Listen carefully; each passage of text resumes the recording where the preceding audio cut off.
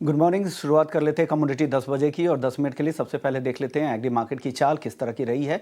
मसालों को देखें तो हल्दी में रिकवरी ज़रूर लौटी है, लेकिन जीरा लगातार कमज़ोर होता जा रहा है। अब भाव आ चुका है 19,830 के आसपास। लगातार यहाँ पर कमज़ोरी देखने को मिल रही है, डिमांड बिल्कुल कमज़ोर है और चाहे वो डोमेस्टिक डिमांड हो या एक्सपोर्ट डिमांड हो, दोनों यहाँ पर कमज़ोर नज़र आ रहे हैं। 19,850 तक फिसल कर आ चुका है। 20,000 का जो साइकोलॉजिकल मार्क था वो भी ब्रेक किया है जीरे ने। धनिया 7,035 के करीब है, यहाँ पर हल्की रिकवरी आ रही है। 7,000 के नीचे थोड़ी खरीदारी लौटी है, ये एक सपोर्टिव फैक्टर है। हल्दी 14,100 के ऊपर, तीनों ही मसालों में हल्दी मजबूत नजर आ रही है। हर गिरावट पे यहाँ पे बायर्स आ रहे हैं, खरीद रहे हैं। कल अच्छी तेजी दिखी 0.25% की।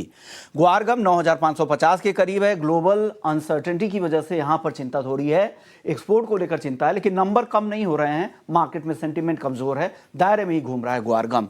ग्वारसीड 5,135 के करीब है।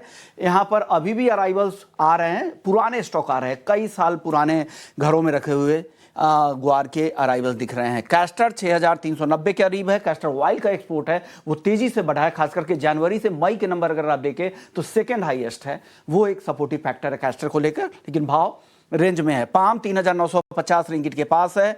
यहाँ पर कहा जा रहा है कि भारत जून, जुलाई और अगस्त में यहाँ पर काफ़ी बड़ी मात्रा में इंपोर्ट कर सकता है। तो इंपोर्ट ड्यूटी भी कम हुए हैं और साथ ही यहाँ पर स्टॉक घटे हैं, उसकी भरपाई हो सकती है। कॉटन, आइस कॉटन देखिए 64 सेंट के करीब है। घरेलू बाजार में कॉटन में वॉल्यूम नहीं है, इसलिए आइस कॉटन का भाव आपको दिखा रहा हूँ। कपास खली को देखिए 3,060 के पास है। सीमित दायरे में कारोबार हो रहा है, लेकिन धीरे धीरे बायसनेस ऊपर की तरफ ज़्यादा है कपास खली में। मेंथा ऑयल, सिंथेटिक मेंथा की सप्लाई इतनी ज़्यादा है कि भाव में कोई भी हलचल नहीं है। 50 रुपए के रेंज में पिछले 6 महीने से ये काउंटर घूम रहा है और लगातार दबाव भी दिख रहा है। चलिए अब अपने मेहमान को शामिल करते हैं। हमारे साथ अखिलेश जैन है, टेक्निकल आईक्यू के फाउंडर हैं। अखिलेश जी बहुत बहुत शुक्रिया। जीरे से शुरुआत करते हैं।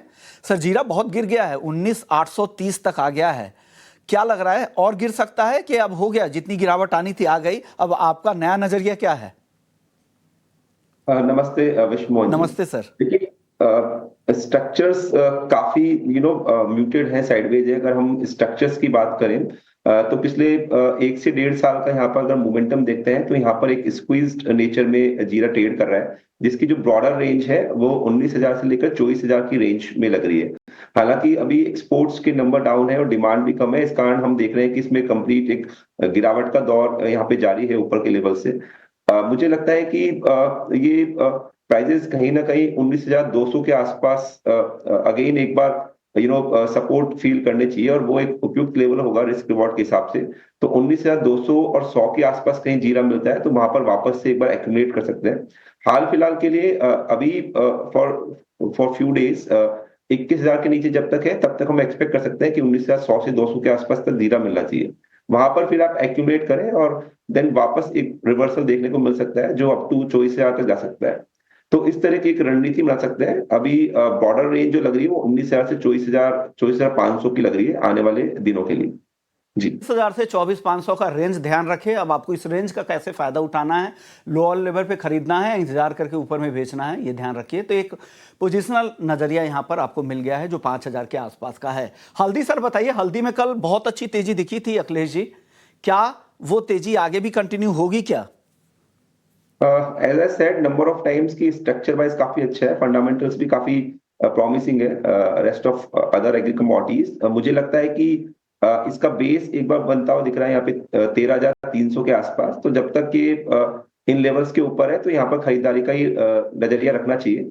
और ऊपर में हम पोजिशनली जो भाव है वो 15,700 आने वाले 1-2 वीक के अंदर और देन फिर फर्दर 17,000 तक की रेंज में भी देखते हैं। तो 13,300 का स्टॉप लॉस ध्यान रखिए और बाय ऑन डिप्स का नजरिया रख सकते हैं हल्दी के अंदर। ऑन डिप्स 13,300 का स्टॉप लॉस, 15,700 पहला टारगेट और आने वाले समय में 17,000 तक भी हल्दी जा सकती है। धनिया पे बता दीजिए सर, धनिया क्या करें?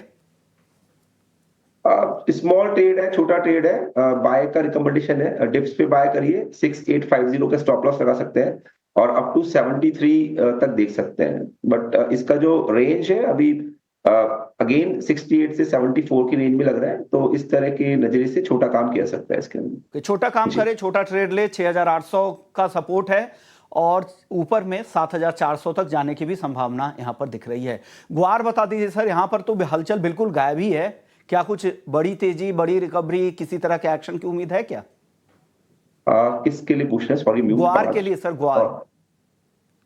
अगेन काफी डल है कॉन्ट्रैक्ट्स, बट मुझे लग रहा है कि एक बार इनमें अगर स्पेसिफिकली चार्ट की बात करें तो थोड़ा सा पॉसिबिलिटीज है अपसाइड आने का। 96 के नीचे एक बार बाय कर सकते हैं आप, 9450 के स्टॉप लॉस से, और ग्रेजुअली जो प्राइसेस है 99 के आसपास तक जा सकते हैं। ओके। मतलब लो वॉल्यूम लाइक कॉन्ट्रैक्ट्स है, अभी थोड़ा डल है, बट बाय का कारोबार किया जा सकता है। ओके, तो यानी इन लेवल्स पे खरीदने में भी कोई बुराई नहीं है, इनको लगता है 9750 से लेकर 9900 तक आ सकते हैं। ये जितने भी कॉल अखिलेश जी दे रहे हैं ये पोजिशनल राय है, 1 या 2 दिन के लिए नहीं है, अगले हफ्ते तक भी कैरी करना है, इसलिए एसएल के लेवल को भी नोट कीजिएगा। चलिए सर, नॉन एग्री की बात कर लेते हैं। सोना चांदी तो काफी तेज नजर आ रहा है, आज थोड़ा ठहराव नजर आ रहा है, क्या करना चाहिए सर सोने चांदी में इन स्तरों पर? देखिए, फंडामेंटली स्ट्रक्चर्स काफी अच्छे हैं, स्ट्रक्चर्स भी काफी अच्छे हैं, स्पेशली गोल्ड के। तो गोल्ड में जो पोजिशनल आउटलुक है वो तेजी का ही है। यहाँ पर बाय ऑन डिप्स की रणनीति रखनी चाहिए, बट थोड़ा वेट यहाँ पे किया सकता है।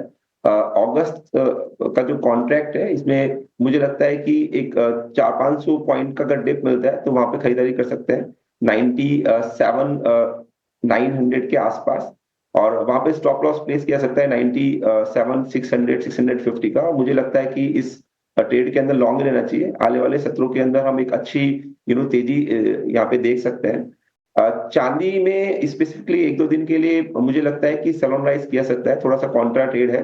करंट भाव से लेकर इसमें 1,200 1,28,000 तक के लेवल्स की रेंज जहां पे मिलती है, तो यहाँ पे सेल ऑन राइज की रणनीति रखें।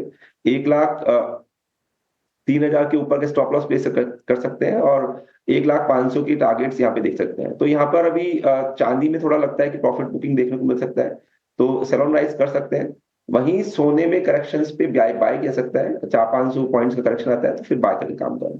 ओके, तो सोने में करेक्शन में बाई करे, चांदी ऊपरी स्तरों पे बेचे, ये सलाह है। क्रूड की कॉल भी आप देख लीजिए, 5,345 का टारगेट है, स्टॉप लॉस है 5,475 का, 5,415 रुपए पे आपको बेचना है। मेटल्स की कॉल भी देख लीजिए, और ये कॉटन सीड ऑयल केक का है, ये 3,070 के टारगेट के लिए है, स्टॉप लॉस है 3,205 रुपए का। कैस्टर है 6,470 पे खरीदे, टारगेट है 6,505 से लेके 6,580 रुपए का टारगेट है। तो ये सारे कॉल अखिलेश जी के, वक्त कम है इसलिए कॉल्स आपको बता दिए, जो उनकी टॉपिक है उसे आप नोट कर सकते हैं, स्टॉप लॉस भी नोट कर ले। जाते जाते अखिलेश जी कोई डिस्क्लेमर देना चाहेंगे? एज सच कोई पोजीशंस नहीं है, स्टॉप लॉस का खास ध्यान रखें, मार्केट्स वोलेटाइल है, तो स्टॉप लॉस का जरूर ध्यान रखिए हर कॉल के। तो स्टॉप लॉस का ध्यान जरूर रखने की सलाह अखिलेश जी की तरफ से है। शुक्रिया, आपने वक्त दिया, हमारे दर्शकों को गाइड किया नॉन एग्री और एग्री दोनों मार्केट पर।